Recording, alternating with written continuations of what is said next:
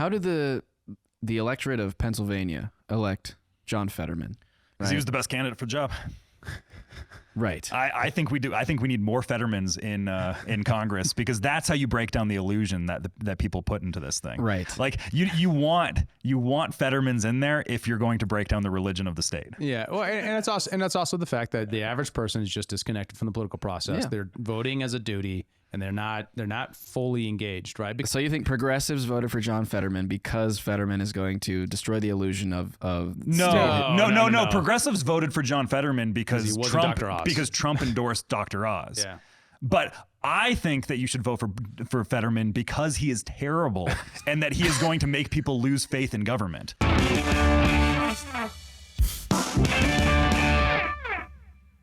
Hey everybody, welcome back to the show. We got a lot of interesting things to talk about today, including the Facebook files. It appears that the White House has called for censorship against Kyle Mack. We're going to get into it. The DOJ also says Sam Bankman-Fried is free to go, or did they? And aliens are back again. We can't get enough alien content, can we, David Rand? More aliens, the better, if you ask me. The internet loves aliens. Kyle, what do you think about aliens? It's all a psyop. No, I'm just kidding. I'm just saying that to annoy Dave. I think we need to have you tell us in the comments below this video, do you think aliens are real, or do you think they're a government psyop?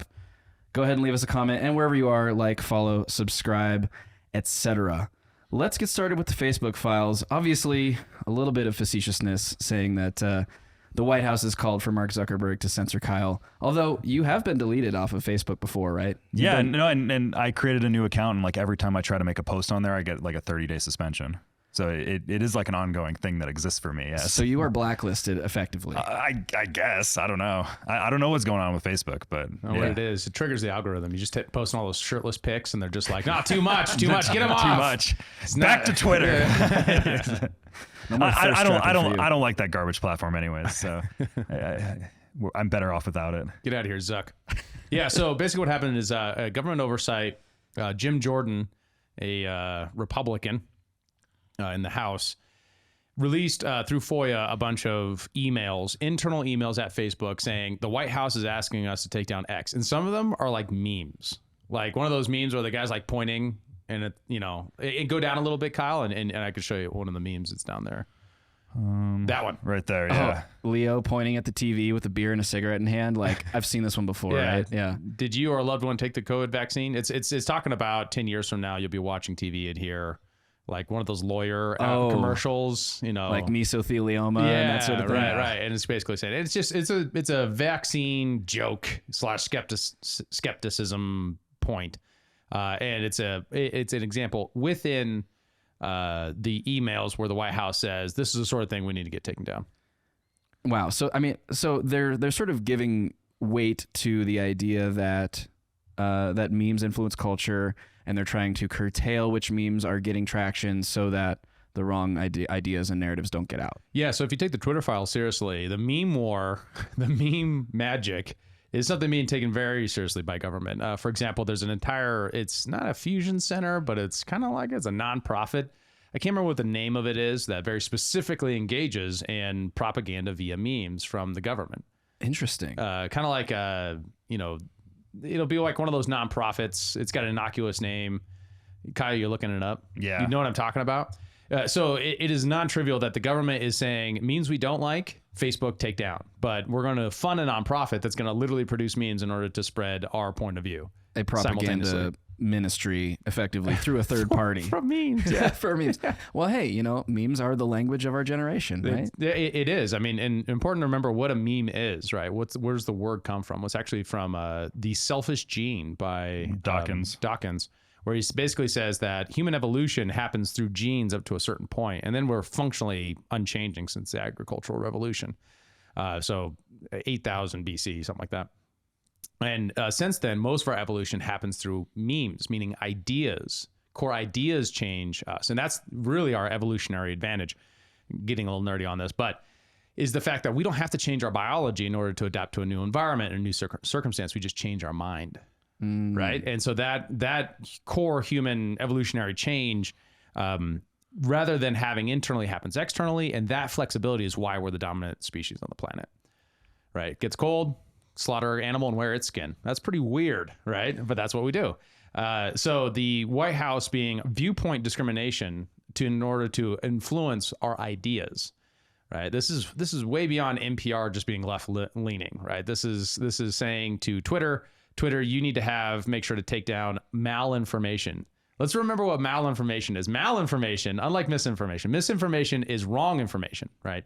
Malinformation is information that the government doesn't like, that doesn't fit the narrative the government wants to push to the public at a given time. It's a completely different field of government engagement in media from what we've seen before.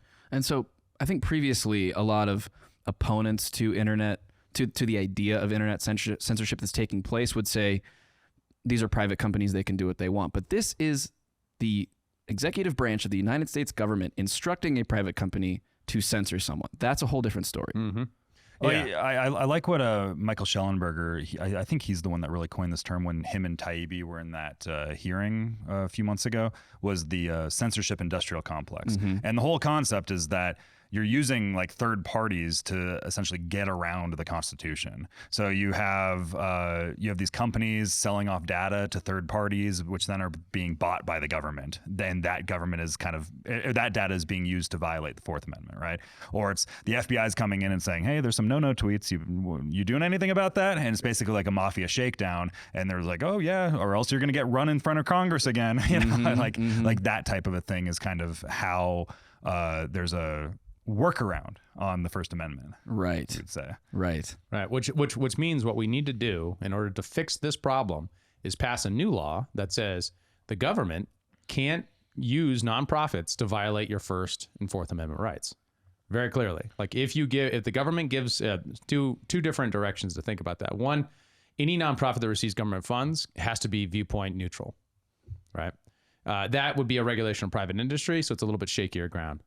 The other one is say government can't give nonprofits money, right? But that's like what the government does for a tremendous amount of money. So that would have a lot of political barriers as well. Well, and this is kind of the trajectory. Is it's like you'll have entities like DARPA that are giving money to a bunch of NGOs, and then those NGOs are giving a bunch of money to like colleges, universities that set up research projects and have grants, and then they get all these like internet researchers, and those internet researchers will be like, well, there's bot farms over in Russia, and there's bot farms here, and these things, and then those researchers come forward and bring that to the government and be like, hey, look, there's all this national security state problems with all these bot farms, and they're kind of trying to sway elections, and then that's the trigger for them to go to the social media companies and be like, hey, we have a bunch of researchers that said this is happening.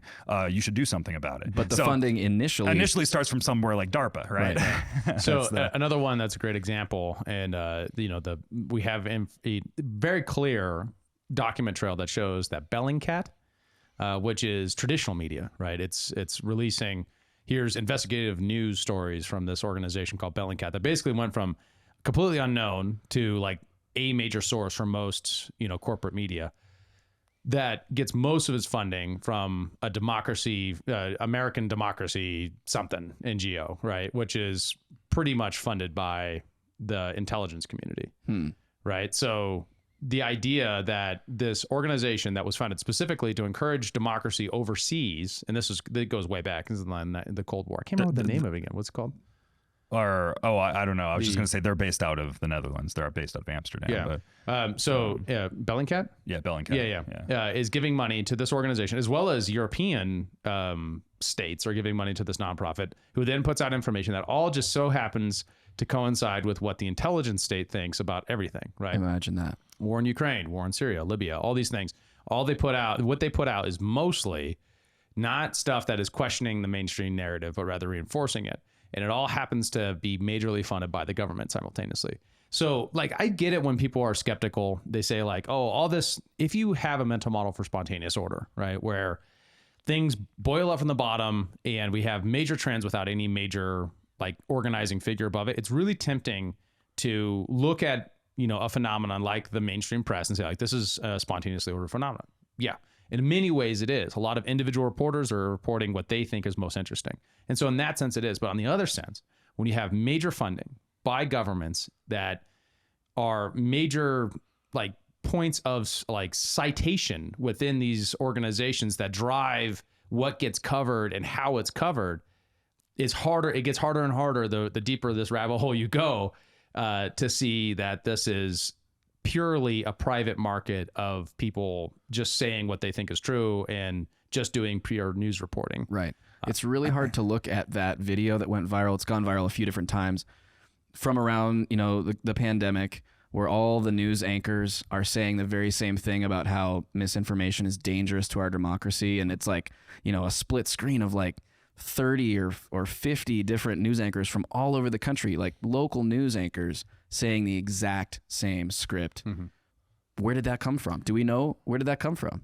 Like, is that a Bellingcat? Well, what that is okay. So I can explain that if you got something on. Well, I was just gonna say I'm just looking at some of the funding of Bellingcat, and you have Open Society Foundation, you have the National Endowment for Democracy. That's what I was talking about. That's the intelligence community op. The National Endowment for Democracy is the intelligence community op, and then Open Society Foundation is George Soros. Right. Right. So what was it? Elon Musk got in trouble for saying something was a bad psyop. It was like a shooting or something like that. And he was Bellingcat. He was like, well, that came from Bellingcat citing this weird Russian website that this was a racially motivated shooting. Why? And in that same interview, he had to defend his statements about how he thinks that George Soros is like the enemy of humanity too. Like it was the same thing. He was funding Bellingcat. And I'm sure George Soros is a very nice man. But the point being that there is I'm sure. That there is, if you just go in with a naive point of view, that all of this is just happening on its own without any centralizing force that is creating a lot of these incentives within the corporate press, you're just not following the evidence. You're not paying attention. Yeah. So, and I was going to talk about the video you talked about. Mm-hmm. One of the things about that video that a lot of people don't understand is so a lot of those folks were local television, mm-hmm. right? So in local television, you kind of have these news services that deliver messages, deliver tight messaging that you can then kind of copy paste and deliver for a message in an evening. So it isn't that what people kind of will look at, the skeptics of that will look at it and say like, well, no one was forced to do this. This was all an offering and they all took advantage of this offering to deliver this message that these news stations thought was important through this centralized service that was delivering that news service. What is that service? There are all kinds. AP is one of them, right? Okay. So the oldest school of them, right? And that's like, this happened in Libya today. And it's like super straightforward, facts-based. I mean, AP is not always great, but oftentimes it's just facts, right? Sure. Good reporting. Well, that was not very factual. No. Message there are other ones that exist, and it's from one of the other ones. I can't remember exactly. This is some time ago, so forgive my memory. But sure. There was... There was a service that was offering that, and that's why those happen, right? Because these are small, local news services. They don't have the resources, and they're trying to put out something daily. Well, right, and they're affiliates of a larger national network, right? Like you have your local ABC affiliate or your Fox affiliate or whatever it is, and so they're getting a lot of things passed down from the corporate HQ, right? But I think the point still stands that a lot of the news that we think is this spontaneous, ground up, the local, thing is actually really a narrative that is delivered from somewhere else, that is somewhere higher up the chain. And it is incumbent upon us, if we consider ourselves critical thinkers, to ask, where is the funding coming for that thing? Where is the messaging coming from ultimately? What is the source of that stuff, right? That's just sort of I think the central point around all of this. Right. And when you trace it back and you think like, okay, what was Project Mockingbird, right? Which was a FBI CIA operation to influence American public opinion about the war in Vietnam. And you say, well, that ended. And so there's definitely nothing that the government can do after that would be of a similar ilk. And what we're finding out through the Twitter files and through the Facebook files and hopefully eventually the Google files, that there is a substantial amount of interest that the government is taking tools that were built to fight the war on terror and to fight, Islamic propagation online, and has turned those on the American public. It's a classic example of what's called the boomerang effect, which is that the American global foreign policy apparatus so often is first orientated towards external threats. And then when those external threats aren't over a threat anymore, they don't go away, they don't disappear, they turn internally. You look at riot gear, snipers, things like that being used on protesters in Ferguson way back in the day, surprising everybody. Like, where did they get all this gear? Oh, they look like soldiers. They don't look like police officers. that was surplus military goods. So they go into Iraq, use goods, and then afterwards, if they have extra, or if they have, goods, basically body armor and stuff like that that's still usable, they sell them to local sheriff departments who then use it against their citizenry. Right. Well, there was also, parallel to that, the DOD was giving grants to local police organizations, to give them basically free federal gear. I remember the Bearcat controversy that we had here in Bozeman years ago was an example of that. The Bozeman PD applied for a grant to get a 17,000-pound piece of military equipment, ostensibly for defensive purposes, right? But it's an armored vehicle with gun ports and bulletproof everything. And okay, a town like Bozeman, if you're not from here, if you don't live here, it's just about as peaceful as it can really get. Like, completely inappropriate for a town like this to have something like that. Right. And the interesting thing is, part of that grant, the rules were you have to use it every so often or you lose it. So they trot it out once in a while for some sort of escalated situation, and but it's an example of that, right? Yeah. Where the programs never get scaled back; it just gets distributed further and further, to the detriment, I think, of the people, right, of a community. Right. So a lot of people will say, "Oh, I'm a hawk internationally, but domestically, I'm a civil libertarian."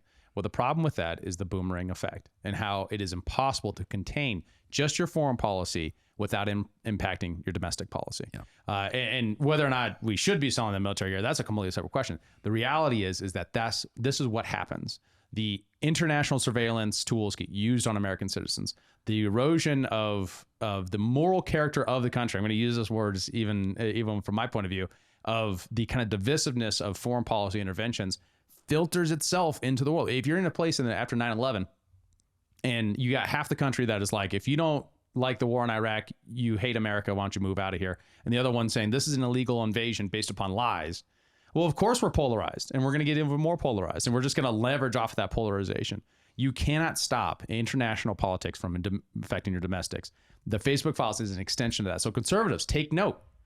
Take note of that. Think carefully about how your foreign policy impacts your domestic policy. I like that.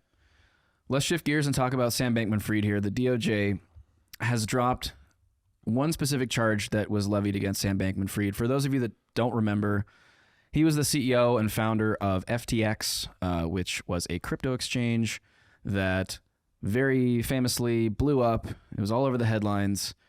He was this very altruistic character, but it turned out he was basically defrauding the people that had trusted him with their money. So the DOJ has dropped the campaign finance charge against him. Kyle, what does that mean, and what does it not mean? Well, and specifically, I want to say something about he's a very altruistic character, is that he actually comes from a very specific school of thought, which is called effective altruism, which is this whole idea of effective philanthropy. And you got to keep making money so that when you die, you can give it all away. Kind of like he's one of those characters, right? So, but yeah, no, the important thing to know with this, and I'm seeing just from a lot of the reporting on this, is that it's just the campaign finance violation that is dropped. He still has like 7 other charges here. He still frauded a lot of people, and that's still at least ineffective as of right now. I'm seeing a lot of people saying like, oh, he's good to go, he's free. That's not what happened. If you are a small business owner looking for exponential growth, you have to connect with Adam Thuen at Intellectual Patriots. He will revolutionize your business game and help you get to the next level. Adam can streamline your business practices and advertising strategies to improve your bottom line. His expertise in data engineering means he can build you the systems you need to collect and analyze market data. His mission is to provide you with invaluable insights to fuel your success. From grant writing and business proposals to digital systems integrations, even AI management, Intellectual Patriots is a one-stop shop for cutting-edge solutions. Don't wait another second. Visit intelpatriots.com to learn more. That's INTEL Patriots.com. Here is the most important. This is what bothers me about the story, and that didn't get covered because the most important question wasn't asked. Why was Sam Bankman-Fried? Why was Sam Bankman-Fried? SFBF? SBF. Sam Bankman-Fried. Why was Sammy? Old Sammy. Have these charges dropped? Why was those charges dropped? Because the Bahamas made it a condition of his extradition to the United States. So let's go over the story real quick. All this stuff drops. FTX is like the most ridiculously corrupt and unaccountable company that's ever existed in the United States. We covered a bunch of that earlier this year. When that happened, he had escaped to the Bahamas, right? He goes to the Bahamas, which apparently FTX has some investments in Bahamas, or has houses and stuff. They're like the biggest company with like the most jobs in the Bahamas at the time. Yeah. Like they're a tax cow for the Bahamas. Really. So they're a tax cow for the Bahamas. They have all these employees, but they're defrauding all these people. And the United States says, hey, this guy committed crimes, including campaign finance violation, which is a huge deal. Like those are felonies. And they say, hey, you need to extradite him back to the United States. Extradition just means bring him back to the United States so that we can prosecute him. And just to be clear about these campaign finance violations, really what he was doing was taking deposits that people had invested in his company and giving them to political candidates, right? Literally a corporate contribution. This is the center of the entire scam that he was pulling is that a lot of people thought that they had their money with FTX, and one of the things, and this is what the charges are still there, is that a lot of the money was just getting like moved over into Alameda Research, which is like their hedge fund, and then others were these campaign finance drops right here, which is a corporate contribution. Millions and millions and millions of dollars. He was the second biggest donor in the 2020 election. To the Democrats exclusively. Yeah. So he has all these connections within the high elite of the Democratic Party and stuff like that. I think we've covered that earlier. But so the Bahamas get those requests and they say, yeah, we will extradite him back, but you cannot charge him on campaign finance violations. You do the fraud charges, but not campaign finance. So why would the Bahamas stipulate that? That's a great question. I wish someone would ask that, would do some investigative reporting on that, because that is a huge story. Think about it. Like, what incentive does the Bahamas, a small government, very close to the United States, dominated by U.S. foreign policy interests in so many ways, have to make a demand of the United States government? The United States government says, you're right. Yeah, we won't. No problem. We won't charge on that. I mean, especially with the amount of time that we took talking in this country about the evils of corporate campaign contributions, or the evils of Russian interference with the dark American money and all that stuff. Yeah, all that dialogue. And then when this happens, the Bahamas say, hey, you can't charge this guy, or we won't extradite him, or we sign this deal and then we can't figure out a way. There has to be investigative reporting to be done on why that would matter for the Bahamas. It seems like the possibility exists that there's some sort of back channel or pressure, perhaps, right, from the administration or someone well connected who doesn't want Sam to be charged on these things, talking to Bahamian officials saying, hey, insist upon this and we will grant it. Very possibly. Right? I mean, don't get me wrong. This is the Bahamas speculation, should of course, if we have a treaty with the Bahamas for extradition and we sign up to that and we cut a deal, we should follow our deal. I'm not saying we should not follow our deal. But the question is, why would they insist upon Yes, that is the investigatory question that someone's got to ask. Because if you get there, you're touching on all of that international money question that does so well for so many clicks, for so many people, right? You can make a ton of money if you can figure out that question, or at least have a plausible story for it. Man, I just had this vague memory, because this happened this time last year, and I got way in the weeds when it happened last year. But I got this vague memory of like when all this was going down in like the first 2 weeks, there was a hack on the FTX funds that happened, and a bunch of people were tracing all the funds across the blockchain. It was like it was going through here, then it was going through this coin scrambler and all this stuff, and it was tracking. And eventually, when Sam still had access to his Twitter, he said something along the lines of like one where there was a hack, but then there was also a bunch of funds that were like the Bahamian governments or something. I wonder if there's like a weird connection. I don't know. I'm just having like these like thoughts popping up into my head right now. Because the Panama Papers, do you guys remember this? The Panama Papers, right? This is all the international kind of corporate and personal hiding of money and transfer of money out of Panama. The Bahamas was a substantial part of that. The Bahamas leaks are 1.3 million internal files from a company registered in the Bahamas.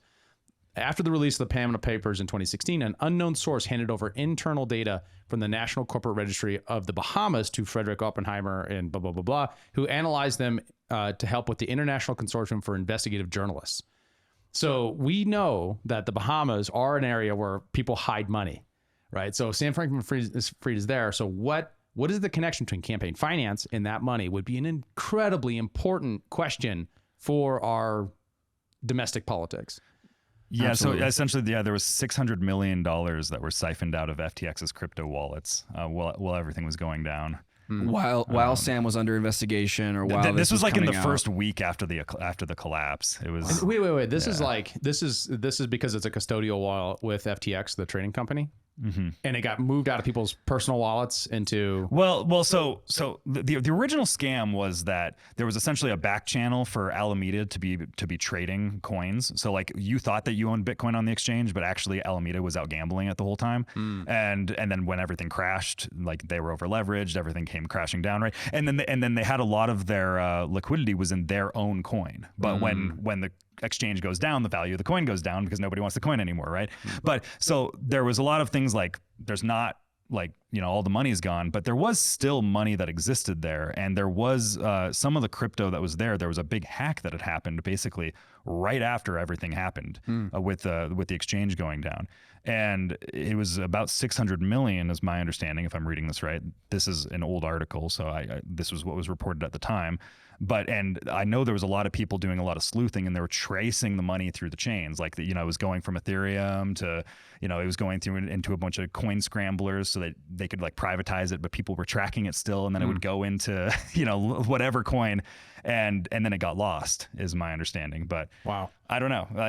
This is another reason why if you're in cryptocurrency, if you're going to go into cryptocurrency, you have your own wallet with your own private keys. Never, ever, ever, ever, ever, ever, ever, ever, ever, ever keep your money in some exchange. Don't keep it there. Keep it on a private wallet.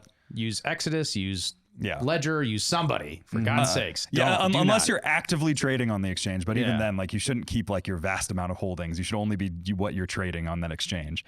And this was also another major thing that happened at that time. FTX was hacked, and then there was an update that got pushed through the app. So anybody that had the app, there was malware that was pushed on the app afterwards. Like, it was a massive hack that had occurred. So the timing of it makes it was you wonder. very weird. It was very weird when it happened, and that was never reported on, like, because that was too high level. But there was a huge hack that had occurred, and a lot of people speculated that Sam was moving money around, or because somebody had to have the master keys that was doing it. Right. That, like, it wasn't really just like a hack. It was somebody had the master keys and was moving funds around when everything came crashing down, and that money is unaccounted for. Well, lots of question marks. I'm thinking a lot of things I'm not going to say because you guys hate it when I speculate, and I understand it's baseless. I don't want to assert things without evidence. Just frame it up. Be like, this is speculation, but okay, and then go. Well, what if Sam understood this whole Ponzi scheme that he was perpetrating was going to come crashing down? So he built in a backdoor, some malware that he could blame on a hacker, or he or someone in his team. That was the hypothesis from a lot of crypto people. So that when the jig was up, he could quickly move some money. He could get away and, go to the Bahamas and have something to his name that he could use to make sure he had resources to do whatever he wanted with, which not least of which would be paying off the right people to try to get him some coverage. And obviously contributing heavily to the political establishment, primarily on the left, but also somewhat on the right, was an insurance policy, or effectively could be an insurance policy, and is evidence to be such based on the fact that they're dropping charges against him, to say that, if this comes down, hopefully I'll be protected by the politically, the political elite, right? Something worth noting, because everybody always says that FTX was primarily donating to the Democrats. Somebody else on his C-suite was also one of the primary donors for the Republicans as well, and they were like the third highest as well. So like this notion that it was just the Democrats that were receiving a ton of money is not correct.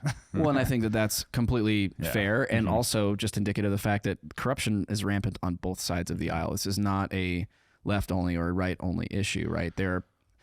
You have to look at the way that people organize themselves. When you become a part of a particular group of people, let's just say members of Congress, those are the people you hang out with. They're your colleagues. You have to work with them and make deals with them. You become friends with them. You have lunches and dinners and drinks and this and that, and you become a community. And of course it makes sense, right? Just intuitively, that you would do things that would not harm the community you want to be a part of, the community you want to be respected and liked by. So the basic human incentives of a situation like that would be that you would look out for your own, right? That makes total sense to me. Of course, it really sucks when the result of that is protecting someone from a crime that they did commit and should be punished for, right? And having the authority to be able to do that, it makes a mockery of the American justice system. So something that's also kind of important to note on the FTX thing, or specifically on Sam Bankman-Fried, is I like the way that Mark Andreessen talks about this. Is remember when all this happened and all the positive news articles that came out about Sam, and everybody was just like, he's just a genius ahead of his time, and he just made a simple mistake, and like those are the New York Times articles that are coming out in the dawn of this collapse. Like it was softball interviews with him. Like there was this big event, and they had a New York Times reporter, and they're giving him softball interviews, and you're just like, what went wrong, man? Like, right. Like there was no questions around like, you committed mass fraud on the level of $8 billion. And it was like, what went wrong? How are you going to do better next time, man? Like those are the interviews. Is like the important thing to realize is like Sam's part of the club. Exactly. And so like everybody kind of has like this little, you're supposed to treat him nice. You're supposed to treat him with kid gloves. Right. If he was outside the club, it would be a completely different story. Exactly. And there are plenty of people in crypto that are outside of the club. And they do not get handled in the same way. They haven't committed mass fraud on the level he has yet. So we've yet to see on kind of what what it would look like. Well, there are a significant number of crypto founders, engineers, et cetera, that have died in very mysterious ways. Yeah, in the Caribbean as well. Yeah, Nikolai from MakerDAO put out a tweet that his girlfriend was a spy, and that they're going to frame him, and then like a week later was found dead on San Juan's shores. So, there are things like that happen. There are a lot of things like that happen. And all you can do is ask questions because there's not a lot of evidence to go on. But when there is evidence, you do have to wonder. There's been a lot of plane crashes lately too. A lot of crypto billionaires on plane crashes. But, indeed. Well, what a great note to end that. So on an even more sunny note, we got the Senate Democrats again reject any accountability for Ukraine spending. Now, this is a little unfair. There are a couple Democrats that were good on this, on some of the amendments. And there's a fight over who should do the accountability. That's going to happen on the Republican side. But ultimately, at the end of the day, how this is breaking down is almost all Republicans are saying we need accountability for Ukraine spending. Almost all Democrats are rejecting that accountability. On what grounds? Good question. I haven't seen an argument that makes any sense so far from the Democrats, other than that we need to trust our allies. Okay, fair, but I would offer trust but verify. Yeah, right. Trust right. Especially when it's hundreds of billions of dollars you're sending into a war zone. Like you have to expect, and Rand Paul made this comment, right? You have to expect there's going to be fraud that's taking place. Not just that, but that we have so much actual evidence of fraud, right? Not just like the reporting of Seymour Hersh that basically said this is the tune of this is way bigger than people realize. But also, for example, we got a great video of a German mercenary who served in the Foreign Legion in Ukraine that we could check out here if you want to cue it up, Kyle. Mm-hmm. But this is a good example of we have evidence that this is true, that this is happening, that there is fraud happening. And obviously this is going to cover some other important information. What the Democrats are mostly getting away with at the moment, it seems to me to be saying that any accusation of fraud or that this isn't going to where it should be going is a right-wing conspiracy theory. And they can just, and for some reason, it blows my mind that there's so much in the media that is just willing to be like, oh yeah, that shouldn't be questioned, right? Because these things are so well seen. Like you have videos with hundreds of thousands of dollars of veterans, American veterans and other veterans like the one we're about to watch, saying exactly this, that this is a huge problem. So I can only attest to the treatment of POWs at the front line. And it was mixed.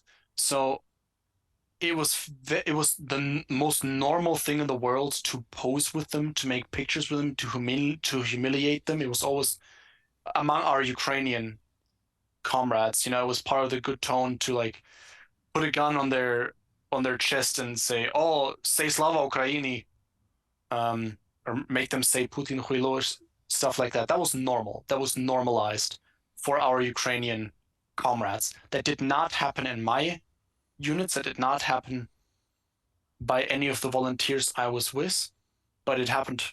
It was done by the Ukrainians.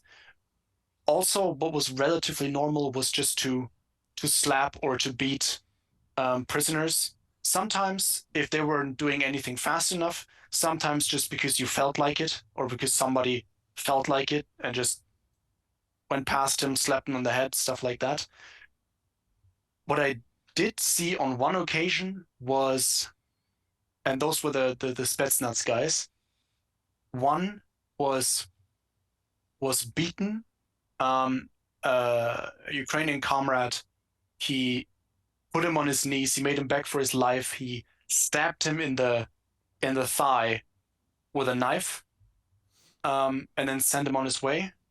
And later that same day, I don't remember who it was. It was not the same guy. It was someone else. They took 3 prisoners of war in the nearby forest, and you could just hear, and they came back without prisoners. I think you can fill in the blanks.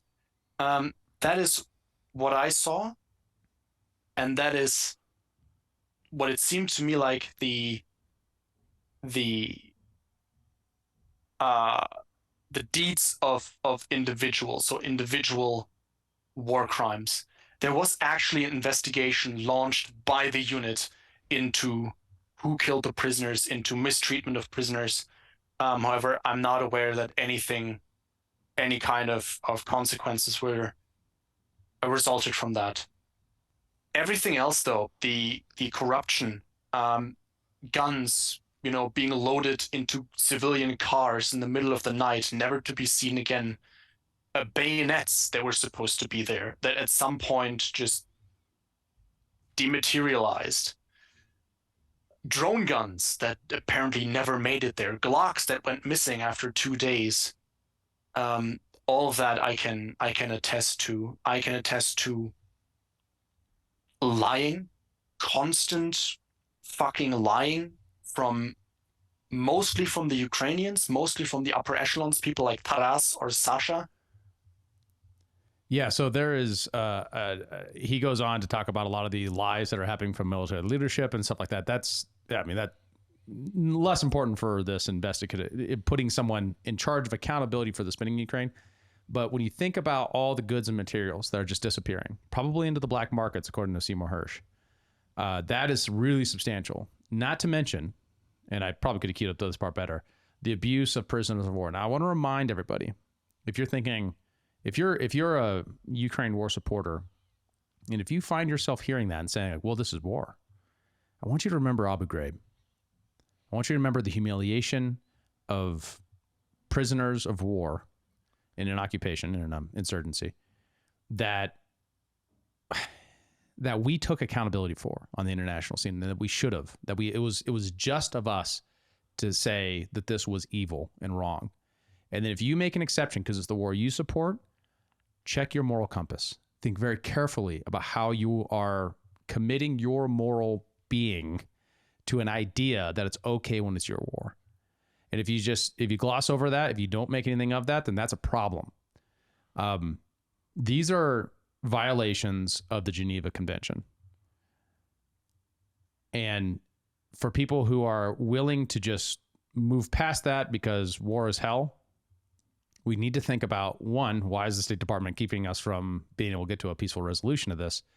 And two, if our commitments are situated as such to put us on the side of people who are violating our truest and highest principles for what it means to, if we're going to do violence, if we're going to do war, we're going to do it in this constrained way, and we're going to make an exception in the case for the wars that we support, we are losing ourselves.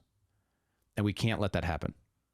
So calling for real investigations, real pressure on the Ukrainian government to figure this whole POW thing out is a big part of that. And second, calling for accountability for the use of these weapons to make sure that we're not funding. Keep in mind, when it goes into the black market, it's not just disappearing. It's going to large criminal cartels. It's going to potentially terrorists, right? If this somehow gets into the hands of the Chechens and they do something horrible, that's on us, because that's our money. That's the money taken from you, the taxpayer, and given to potential baby killers. So this gets me a little bit fired up, because it is so frustrating to watch this dialogue happen in the vacuum of, well, it's just dollars and we just got to keep, it's just like an accounting practice, rather than what we're talking about is people's lives and the stability of the globe and the access that people who wouldn't be able to buy weapons in the white market, getting access to them because of our funding into Ukraine. it's such a polite euphemism to call it aid to Ukraine, right? You think aid, you think medical supplies, food, water, support for civilians. It's a different story when you start talking about the way you just framed it.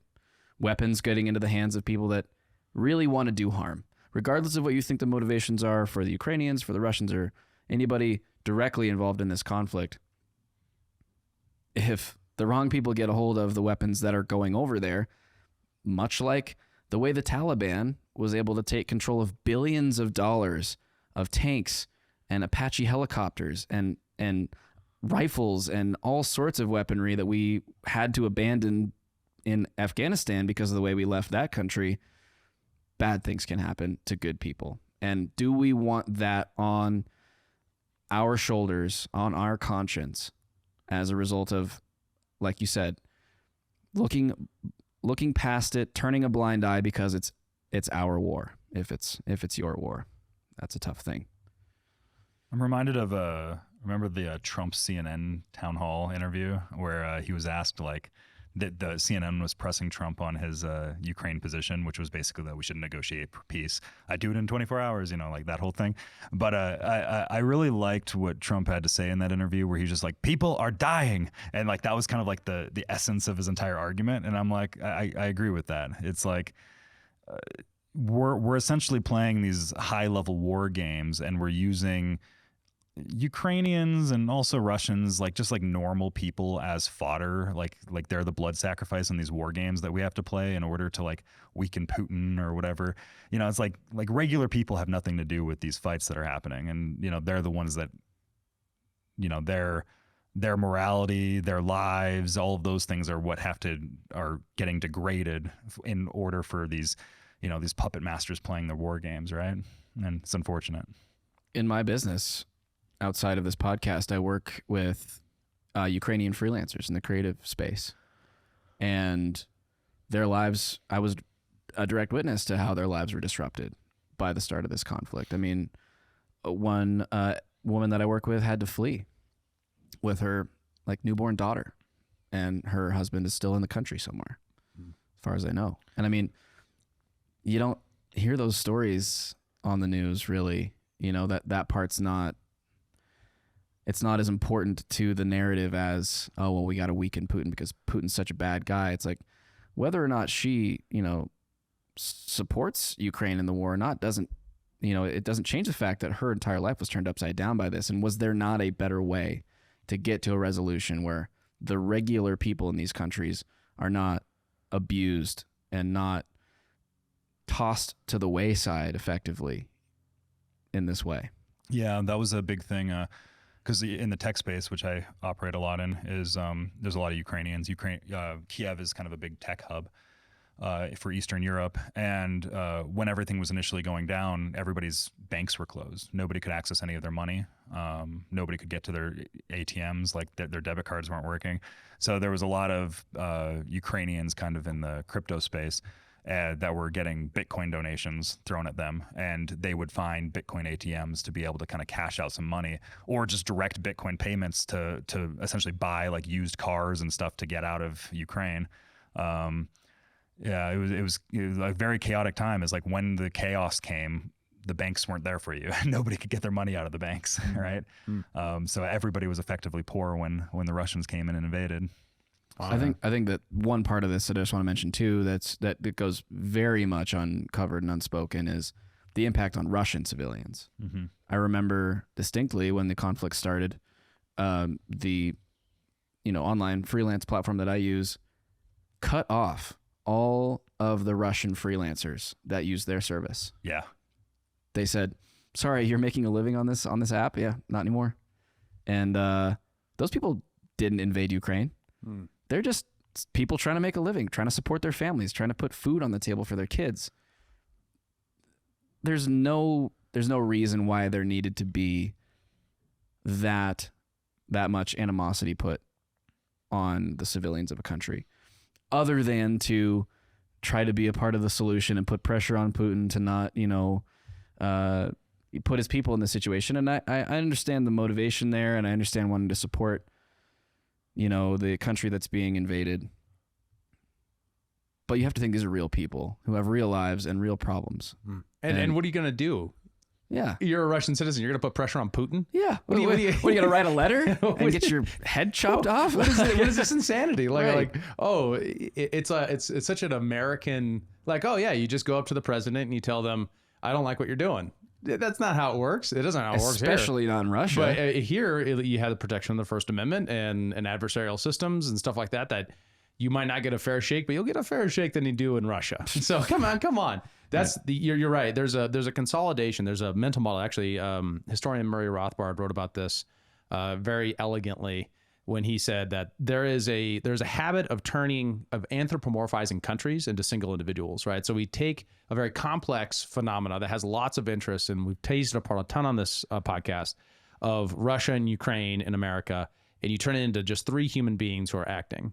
And then we boil that down. You say any Russian individual is Russian, right? Is the Russian state, or that Putin is the Russian state, or that Russia invaded Ukraine actually describes what's going on, but it actually isn't that, right? It's impossible to make moral calculation with that because you've boiled out all the important facts on the ground about what's happening, such as you're an American citizen, a Russian citizen who was conscripted and then sent there, and you don't want to be there. What should you do? Right? That's an important moral question that is completely lost in Russia invaded Ukraine, Russia bad, Ukraine good. Right? You're an American diplomat that has fought for years to put pressure on Russia in order to degrade the Russian military capability, using the lives of everyday people as fodder, a blood sacrifice. I like that, Kyle, to do so, to accomplish this goal. You lose that moral repugnancy of that point of you're using human lives in order to accomplish a abstract foreign policy goal that boils things down to simple categories in order for you to sleep at night. Right. And that's the difference between moral clarity and morality as a function for your conscience.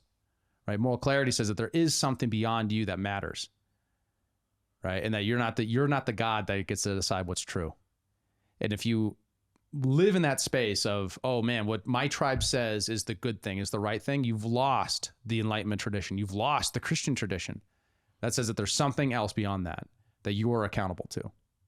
So I hope that videos like this will help people who are kind of trapped in the spell of the foreign policy and major media elite about this conflict, to see that this is much more complicated and has much greater human cost than just good guy Ukraine, bad guy Russia. Not to put it, quote, Andrew Tate. To put it in the eloquent words of Tucker Carlson, if you think this is Winston Churchill versus Hitler, shut the fuck up. Okay, let's move on here. Yeah, Winston Churchill was an alien, and he's been testified. Bad transition. I'll leave the transition to you. My bad. Strange transition. Strange segue. Why don't we just pause for the cause here while I crack a fresh beverage and we hear from our sponsor. This episode is brought to you by our friends at Zesty Beverages. They're on a mission to unf*** the standard American diet by crafting drinks with fewer calories and more nutrients from real food. Their lineup of delicious offerings now includes Electric Peak Yerba Mate, postbiotic sodas, keto-friendly, ready-to-drink margaritas, and hard teas. Wondering what a postbiotic soda is? Well, head on over to zestybev.com to learn more and find a retailer near you. Once again, check them out online at zestybev.com. That's ZESTYBEV.com. So we've touched on this on our very well advertised one that has aliens guy, the History Channel guy, talking about kind of some of the pre-release on this. So such as the News Nation interview with I think not the star, but I think a main part of that, David Grush, former intelligence official who came in and had, basically said that there are real craft. There's a secret program that many intelligence officials know about or are connected to, that he has direct contact with the where, what, how, who of this program. And he is trying to get Congress the ability to get insight into this. So that's really important to understand. His motivation hasn't been to write a book or to go on the UFO speaking circuit. He's done an interview and said, he's doing the interview for many reasons, right? At least one of them is, security for himself, to say, But after he already approached one congressman and gave him details, and now he's been called in front of this committee, this oversight committee, to give specifics into UAPs. Now, keep in mind, this isn't just some crazy thing the Republicans dreamt up.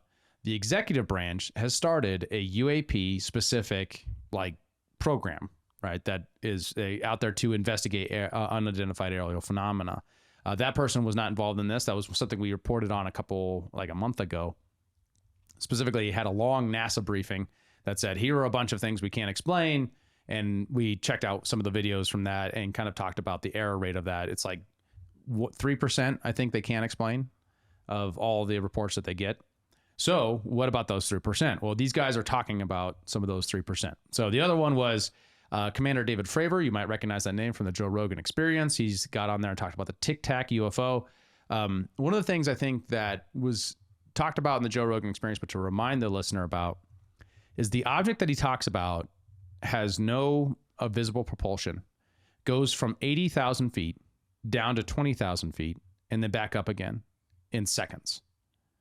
All right, nothing we have can do that. If we had something that could do that, we could be manufacturing in space already. Like Elon Musk and all the SpaceX stuff is way out the window, right?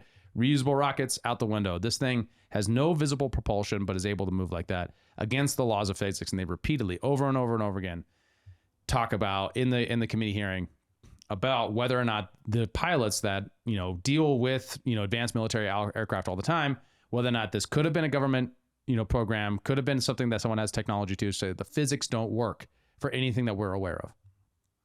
And lastly, we got former Navy pilot Mr. Graves, who started after his service, started the Foundation for Americans for Safe Aerospace. He claims he has some really great stuff on there too, because he's a very reasonable person in this space. He's not claiming the David Grush things, neither is Commander Fravor. All he's claiming is that there's a substantial amount of people who aren't reporting currently, because both commercial and military pilots, because they're worried about the stigma that goes along with it. Specifically, I want to read a quick quote. Quote, if everyone could see the visual and sensor data I witnessed, the conversation would change. Because a lot of the sensor and other data is overclassified. The public cannot get it. Your congressman cannot get a hold of it. And one of the things that he talks about, his specific interaction with with this phenomena, and it was after the initial detection systems had been upgraded, right? So they had radar systems that were going out over the coasts, over the ocean near America, and it picked up nothing. And then they upgraded it, and it started picking up these things. And so they went out to go investigate it, and it did things that weren't clear. And what it was, he describes a dark gray cube inside of a clear sphere, which is wild, right? Because it's not the Tic Tac shape. I mean, all these different shapes and all these different things that only amplifies the unidentified, ununderstood nature of this phenomena. What else we got? Oh, yes. I also want to cite that Michael Schellenberger has a Twitter. He's the guy from the Twitter files, right? Michael Schellenberger. Mm-hmm. He's got a new article out investigating the 75 years of government threats to UAP whistleblowers, which is very interesting, right? He's a reputable guy. And he documents a lot of these threats that David Grush specifically says that he received death threats after the release of his, whistleblowing on this issue. David Grush specifically claims that there are recovered craft, right? And then you got the other two who said, we saw something while we were flying. That's the short of it. The recovered craft included questions like, were there extraterrestrials inside of it? He says, no, I'm not going to use that term. We don't know what they were, but we had biotics that we don't biologics that we don't understand. Mm-hmm. So that were non-human, that are being held by some private corporation someplace. A private corporation? Yes. Okay. Really? So the government to corporation part of this is a substantial amount of it, because that's what prevents FOIA of the direct government programs. If a company is holding it, not the government, it can't be unearthed by a Freedom of Information Feels like Act. a pattern. Are you telling me that the government is using their connections with private corporations in order to avoid accountability? My gosh. It's the same thing. It's the same playbook, right? It's the same thing. I can't believe you would assert such a thing. Well, for this, it's all an industrial complex that it's the blending of corporate and state, right? We'll call it the obfuscation industrial complex. Well, so Skunk Works is a great example, right? It's a private effort, right, that was funded by the U.S. government to create the stealth bomber, right? We know that the government uses private corporations in order to do these sorts of things. it is a problem that we do that, right? It's a real big, stinking, huge problem, right? For Because accountability. For accountability for the use of your tax dollars in ways that you would find moral. Would find moral or immoral? Well, we find moral or immoral, right? So like the use of your tax dollars, what is it being used for? Would you consent to that in a given? So like, okay, the ideal government is one that would be as wise as to know that the things it's spending your involuntarily given tax dollars would be things that you would give in the absence of government. Right. So you could imagine that. It's kind of a silly imagination, but you could say, oh, police and fire and keeping the nation safe and et cetera, et cetera. Mm-hmm. But if it's saying, oh, we could be interstellar now, but we're not going to give you that technology because we want an advantage over our foreign adversaries. So we're going to do this whole cover-up program and all this stuff for 70 years, et cetera, et cetera, et cetera. We could have an immensely better life through a completely different energy source or something like that. But we're going to hold that a secret for military purposes forever. Right? Would that be where you would give your tax dollars to? Fuck no. Yeah, right. And we got a video here of part of the talk with David Grush. If you believe we have crashed craft, stated earlier, do we have the bodies of the pilots who piloted this craft? As I've stated publicly already in my News Nation interview, biologics came with some of these recoveries. Yeah. Were they, I guess, human or non-human biologics? Non-human, and that was the assessment of people with direct knowledge on the program I talked to that are currently still on the program. And was this documentary evidence, this video, photos, eyewitness? Like, how would that be determined? The specific documentation I would have to talk to you in a skiff about. Can you clarify what a skiff is? Yes, a skiff.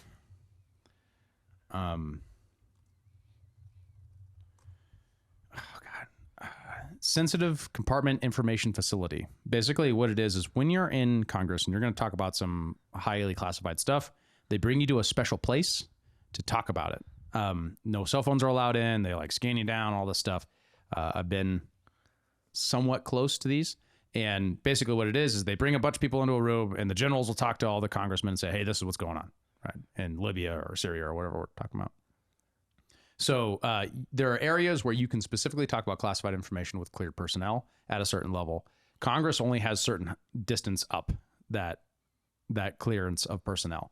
Now, some congressmen, such as the Gang of Eight and others, have the highest level clearance, right? But not all congressmen have that clearance. That's crazy, right? To me, I mean, this might be a weird opinion, but to me, we're not a republic unless every congressman could get access to any information they want at any time they ask for it. Otherwise, it's like who runs the government? Yeah, it's like certain districts congressmen have supreme authority and then others don't, right? It just so happens to be the ones that are most supportive of the military-industrial complex. Would you look at that? Yeah, it is strange. It is strange how that works. Well, I mean, and not all of them. I mean, there are other ones, but they have to play a very specific game. Now, remember, Edward Snowden released what he released after the director of the CIA, what's the guy's name at the time? James Brennan? Yeah, and he's still running around these circles and doing all kinds of stuff. Basically got on and said, I can't talk about it, but we are not collecting the bulk amount of information of American citizens. Lied, right? But he's able to lie because... Oh, sorry, James Clapper. He's able to lie because you can't get that information unless they enable the skiff. Now, what's interesting about this hearing is that he kept on having to say, whenever they asked for specifics, like where are the craft? Which corporations are collaborating with the government on this? Who is in charge of these programs? He would have to say, because it's classified, I can tell you that in a skiff. A representative from Tennessee, I want to say. Man, what is his name? I'm forgetting it right now. I know the guy, and I'm forgetting his name right now. Andrew Ogles. He basically says, hey, we're going to go right after this. Let's go into a skiff. Let's make this happen with us and you and give us the documents and give us all the specifics. And if they don't do that, this is the post-Twitter interview. Do you want to look at that video? We're going to invoke this rule that will defund the position. So this is an interesting component of it. So there's a rule that basically says that if the executive branch says, no, Congress, you can't hear this information, they can invoke a rule to defund that program without knowing what the program is. So you can go into that. we were denied access to the SCIF, and so to my knowledge, what's going to happen now is not only do we have the support of the chairman, but they're going to get a nice letter from Congress. And as you heard, Representative Ogle said, if we're denied, we're going to use the Holman Rule. We'll defund the position. And then what about this talk for a full repository of all the data on it? Is that something you're going to support with legislation coming out? Yeah. Yes. Talk to us about that. It's very multifaceted. We've got so many ideas now. Like I said, this is just the first of many, and I mean, the reason we got this is because we told them we would just do the field hearings, and we were going to do them in my front yard. My wife and daughter were going to grill out hamburgers and hot dogs, and y'all would all be invited, and we could ask everything. We could bring everybody there. So they didn't want that, so they brought us back here. So it's still an uphill battle, though. I mean, every step of the way has been. This has made you realize that we are not.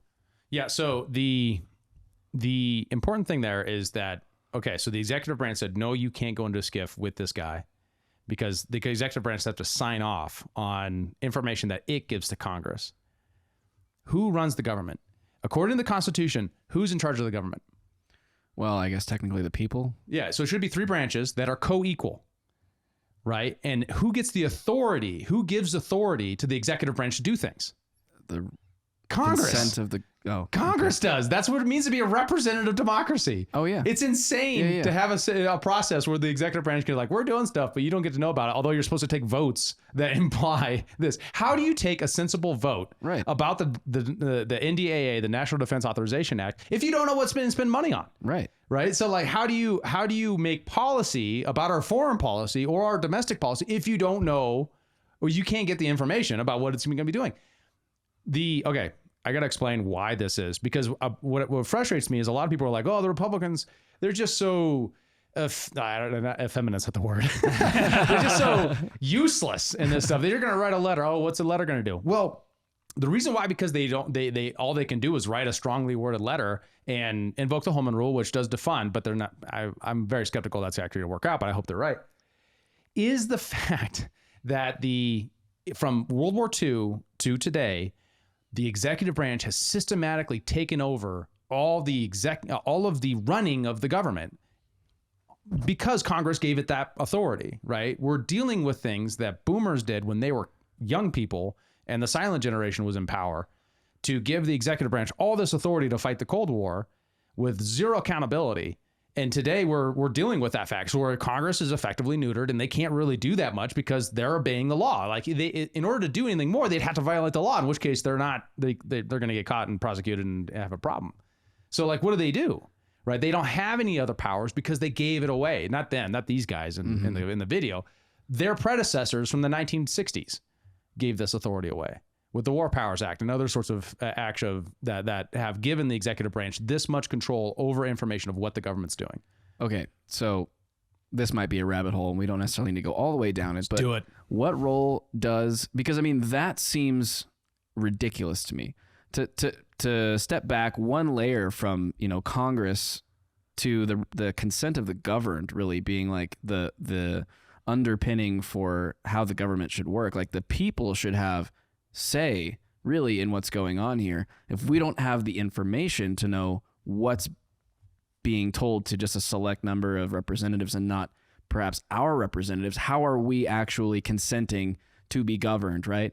The executive branch has taken all of the power, but it doesn't even seem like the president themselves has all the power of the executive branch. It's like the apparatus around the president. So not only are you just you're voting in a spokesman who's supposed to represent the apparatus that is the executive branch and all of these bureaucrats that are kind of in the military industrial complex milieu, and the president's just supposed to be kind of like their spokesperson that is the public face, and you're just voting that person in every 4 years. That seems to be more so how the power dynamic actually is in play. So nullification, what role does nullification play at any various level of government? How do you go back? How do you wind the clock back or peel away laws that have seemingly usurped constitutional law, which should be the underpinning basis of the law of the country? Yeah, so in order to get a change based upon a constitutional challenge, you would have to do a lawsuit.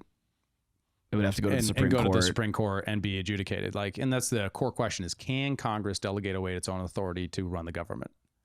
Right. Is it legal for a law to be enacted that says that Congress doesn't have an authority that the Constitution says it does have? You are at that point, you are challenging the entirety of the fourth branch of government, the bureaucracy, right? You're saying the entire apparatus that runs the government is illegitimate according to the Constitution. Now, could you do that? No. I mean, I'm not a lawyer. I don't know. But I'm genuinely curious about. There's not a fourth branch of government mentioned in the Constitution. Oh no, so if you believe in, but it's just a piece of paper. I know. It's just a piece of paper. There are 5 branches of government.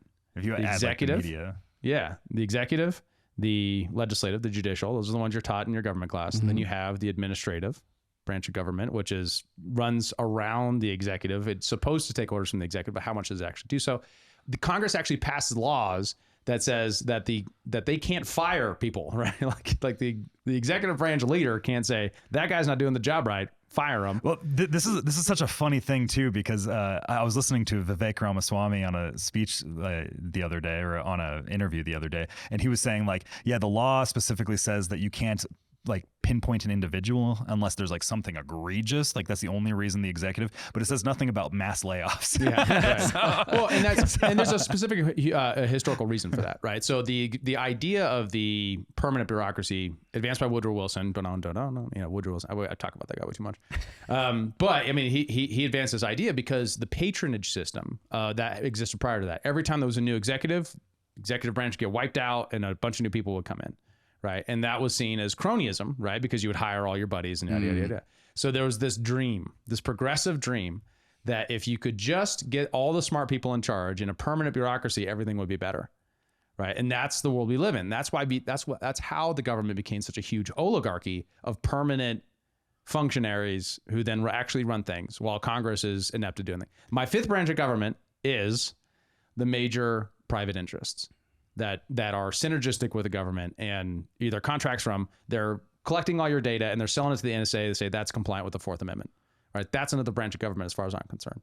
Yes. It's all the non-governmental organizations. Yes. Yeah. Yes. The NGOs. Yeah, that are in collaboration with the government to violate your rights. Yeah. That to do things that the government can do through funding them, but not through themselves, which itself is completely arbitrary and stupid distinction. Yes. So back to the question. I mean, I guess you did answer it, but to what degree can the people just say, through maybe some civil disobedience or what have you, like, nah, I don't believe in this. That's the trick, is you got to tell the guys with all the guns that they're going to give the information to you, and they just say no. Right. When it comes to this issue, I don't see your way around it. Nullification doesn't work, right? Because nullification is dependent upon the locality saying no to the larger power. But this is the larger power saying, we have the spacecraft, eat it. Well, I think there are other bargaining chips here, right? Like, for example, if my requirement to pay taxes is dependent upon me being represented in government and I'm not being represented, am I required to pay taxes? Ooh. Well, they have the guns, so so do I. Like this is the whole reason why the entire thing is just like media, like mafia cartels, right? Is like they come by and they say like, you're in our jurisdiction, we're going to protect you, you have to pay up, right? Like that's all governments are, and people put a blind faith into it. Like, you want to know how do you break down people's views of these things? You have to start chipping away at the faith that people have at the institutions. Then they start to lose the power. Yeah. But as of right now, everybody still has this like religious godlike view of these institutions, and you're never going to kind of break away from that until you start chipping away at the faith. That's why you need to like, subscribe, and share this podcast with all your friends, because it's removing the illusion is far more important than anything direct we can do. Right. I mean, don't get me wrong. Trump becomes president, or Vivek, fingers crossed. I'm just kidding. Trump becomes president, or a Republican becomes president, and both Republican takes the House and the Senate next year. Are they going to pass a bill to reform the intelligence community? Maybe. They might do something. They might say, hey, you can't, no viewpoint discrimination or something like that. Bill got proposed this week that was like licensing social media companies from the Democrats. It was hilarious. Anyways, it was hilariously bad and Orwellian. But would the Republicans do something like that? Are they going to fundamentally restructure their relationship between the legislature and the executive? Doubtful. Well, I think there's a lot of Republicans who would, but it isn't representative of enough Republicans, specifically in the Senate or House leadership, to do so. Mitch McConnell ain't going to let that happen. Yeah. In short. Yeah. So like if you want to get to that place where that's possible, or a tax protest is possible, which is kind of what you're suggesting, a bottom up, like, I'm not going to pay taxes until you start actually doing something that's representative of my will, like actually rebalance Congress or intelligence community reform or something like that, right? You got to get a lot of people to do it. So much so that it's impossible for the government to do so without substantial political fallout. One-off protests will probably end up putting you in jail because you're not Hunter Biden. You're not going to get away with that. It's true. I cannot write off prostitutes and orgy clubs. Although I do think that meals and entertainment is where that would fall on the P&L. But guys, I don't know if I don't know if Mitch McConnell is going to be around much longer to work on this stuff. We're gonna do it. We're gonna do it. We're gonna watch it. I feel so bad for him. Well, we have to do it because our own Senator Steve Daines is in the background, and that's a thing. Yeah, of course. I feel bad for Steve. That's awkward. And a string of. Well, he's so affable back there. He's just like, that's his character. That's chuckling, and he's doing his thing, and then he realizes like, oh, he stopped talking. No, like, yeah, he's just like, oh, is he gonna say anything? And then you see the scowl. He's like, oh, he's like, oh. And I get it. I don't know what I would do in that situation. The look on his on Lindsey Graham's face is like, Mitch McConnell. I'm sorry, Mitch McConnell. I always get them confused. Whatever, neocon of the day, Republicans. Yeah, for really bad. I mean, like, don't get me wrong. I don't like this guy from his policies. I don't like he's had a lot of bad policy points of view and decisions. He's a masterful strategist. Look, yeah, but I think this really bad for him here. I mean, like the poor guy. I mean, retire, bro. Like that's tough. Like, God. This brings up an important point, okay? Because this is not the first elder politician that we've seen have a serious breakdown, right? We've obviously got plenty of examples from President Biden. We've got Nancy Pelosi saying some wacky shit. We've got Dianne Feinstein recently, and just in this last week, vote aye. Trying to read something when someone has to lean in and just say, just vote aye, right? Yeah. It's like, this brings up a point that we need to accept as a country, which is our political elite are aging, and we need to accept that and understand that, one, we should probably consider some sort of cognitive test for the people in power, right? These are the people with like the nuclear codes, the people who have the ear of the president or the president himself. We know that they don't have the nuclear codes. We just talked about that. These guys are just literally there to be talk. And I think that's the second part of the problem here, right? Is that these people's staffs are really running the show, because there's no way that Mitch McConnell is actually making calls if he's up there and he completely loses his train of thought in a press conference. And maybe this is a new thing, and I don't know anything about his mental state or whatever, but yeah, I think we need to start considering this like elder abuse if these staffers or the people that are actually running the show are saying, look, we're going to keep him in here because keeping him in here is keeping us in here. Yeah. Right? I think he needs to retire. He needs to go sit on the back porch and drink some sweet tea and watch the sun fucking set and just relax. Be with his family. Totally get. I totally get what you're saying. I do think it's the best case for congressional term limits at minimum. Like that is a very straightforward, because you don't have to go through the messiness of what's the test and who passed the test and the what a basic different kinds test. Of intelligence or just an age limit. I don't even know about that. Like who knows, right? We got some anti-aging stuff and eventually run into that where people are 80 years old but they have the mind of a 4-year-old. That is true. Right? Yeah, but I do want to make the point that congressional term limits would easily solve this problem, right? Even if you elect an older person, some states are trend older, so they tend to favor older people. And that's representative democracy, right? But how do you get Congress to vote for term limits for itself? It has. How? Yeah, it did in the 1994. Congressional term limits passed. Really? Yeah. Why isn't it a thing? If states didn't adopt it. Or no, what was it?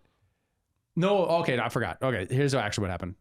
It passed as a law, and the Supreme Court said it needed to be a constitutional amendment and struck it down. Oh. Yeah, so we need a constitutional amendment, which could be done. You could do Article 5. You could do all kinds of different ways to get us a constitutional amendment. The Republicans have promised that for generations. Oh, yeah. So that, which gives me even less confidence that it'll ever happen. You get enough, they would. I think it's a mainstream position that could happen. There is also a downside to congressional term limits, though, too, is that it ends up handing all the power into, like, all the institutional knowledge just ends up centralizing into the bureaucracy. Yes. Because you end up having, like, you have these people that come in, they have 2 terms, 4 terms, whatever it is in Congress, which is 8 years. your first 4 years, you're nothing. You're just going around listening to the people around you, and the people around you are going to be the bureaucrats that have been there for 40 years. And they're the ones that are going to end up having all the power. So it's actually quite useful to have people, at least on your side, whichever side that is, to have like 40 years of knowledge as like a congressman or a senator. Or have term limits and a limited government. And then you don't have that problem. Yeah. Well, yeah, like that's the problem is that we don't have we have such an over-expansive bureaucracy right now that I think term limits would actually be detrimental. It would be detrimental in some sense. It would have huge trade-offs. That's the short of it. Because like at least you can vote in your congressman. You can't vote in these bureaucrats. Right. And like, if we're just going to hand all the power to the bureaucrats, then what's even the point of having the congressman anymore? That's also a problem. No doubt. Actually, the real problem here is Photoshop. Here's why. You look at me like that. What? I imagine the average voter in Dianne Feinstein state and Mitch McConnell state has no idea how elderly they are because they see a TV ad and a mailer and a digital ad, and they're like, "Oh yeah, I remember that guy. Senate, check mark. He's looking good for his age." Yeah, right. They haven't changed a bit in 30 years. So the real culprit here, it's not, is the American people's inability to navigate the fact that they're lying to you with that Photoshop. I mean, we can accept that it's a reality for supermodels. We should be able to broaden our awareness to politicians too. It is interesting. Like it's like FDR. Nobody knew that he was in a wheelchair back in the day, right? And he served 4 terms, right? Wasn't there? It was pre-TV, so he was only he was the radio candidate, right? Yeah. So but like barely anybody, like outside of like the elite people within like the circle in the White House, like nobody knew he was in a wheelchair. And like he was able to walk a little bit so he could get up and give speeches in front of a crowd, but like for the most part he was bound to the wheelchair. So like, but it's the same type of thing right now, is like who knows where we're going to end up going with like deep fakes and stuff. How do we know? Worse. The congressman or senator's been dead for 20 years and it's just an AI talking in their stead, written by a staffer. No, we're just getting catfished by all of Congress. 100% in my lifetime. Catfishing is a great term. I love it. 100% in my lifetime, that's going to happen. We're going to have an AI. That's how the AI takes over. Yeah. That's it. The people think that they're actually electing leaders and they're actually all AI. Well, and that just goes to show you, like there are lots of congressmen, senators who are real people who will go to your town hall. We have to have a higher standard as an American public. Part of the thing is so anytime you're pointing out a problem, you don't take responsibility for it, you're not really doing any good, right? So the responsibility that I could see is that the American public are largely uninterested in their own government. And they largely complain about tax season, then fall asleep for the rest of the year. The average person were to take an ounce of responsibility in these states, it would make a huge difference. But most people are uninterested in that. So you have to make a grassroots, bottom-up, fundamental change about our political culture, and that, being engaged in these issues isn't just spitting in the wind. It is fundamental to restoring the republic and having a government that you feel like you can be proud of again. Absolutely. And that was going to raise that question, is how do we, and I say we, royal we, right? How do the electorate of Pennsylvania elect John Fetterman? Because he was the best candidate for the job.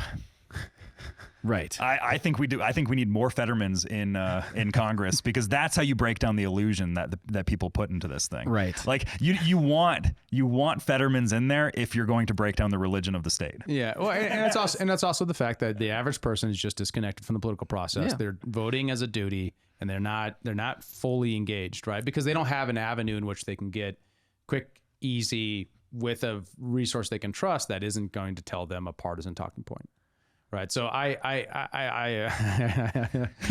love the trolliness of what you're saying. And it's, I 100% believe that. I believe that you believe that. Yes, but he's way better than Dr. Oz if we're going to fight the state. That's true. Dr. Oz would probably show up and be able to articulate a sentence. Dr. Oz will articulate a sentence very well and then get a bunch of funding into the military-industrial complex. That's what he will do. So you think progressives voted for John Fetterman because Fetterman is going to destroy the illusion of No. Progressives voted for John Fetterman because Trump Trump endorsed Dr. Oz. Yeah. But I think that you should vote for Fetterman because he is terrible and that he is going to make people lose faith in government. That's why. I see. Yeah. Okay. Yeah. That's some 4D chess. And I didn't mean troll in like a derogatory sense. I just meant in an accurate sense. Like troll is one of the most esteemed titles you could give someone. Well, you've heard it here, folks. Kyle Mack, troll, crypto degen, and pudgy penguin collector. Yes, that is me. All right. Well, that's been a great chat for today. I know we need to start wrapping up here. Any final thoughts before we say farewell? Just be sure to, follow us on all the social media channels. We got big things coming to the podcast. We got a lot of cool plans. We want to blow this thing up and make it bigger. We want to help everyday people get connected to the illusions that are there in government and help them dispel those illusions. We want to do what we did here and on an even bigger scale. So I would just really appreciate your like, follow, subscribe, and get this podcast out there. Thanks, you guys, for being here and for all the laughs today. It was a really fun episode. I really enjoyed it. And thank you guys for watching at home. We will see you next time. Thanks so much for tuning in to the Liberty Portal podcast. To help us fight internet censorship, we'd really appreciate it if you like, comment, subscribe, follow, hit the notification bell, do whatever it is that you do wherever it is that you're listening to this podcast. To find us on social media and everywhere around the web, visit us at linktree.com/libertyportalpod. And remember, I cannot write off prostitutes and orgy clubs. Although I do think that meals and entertainment is where that would fall on the P&L. But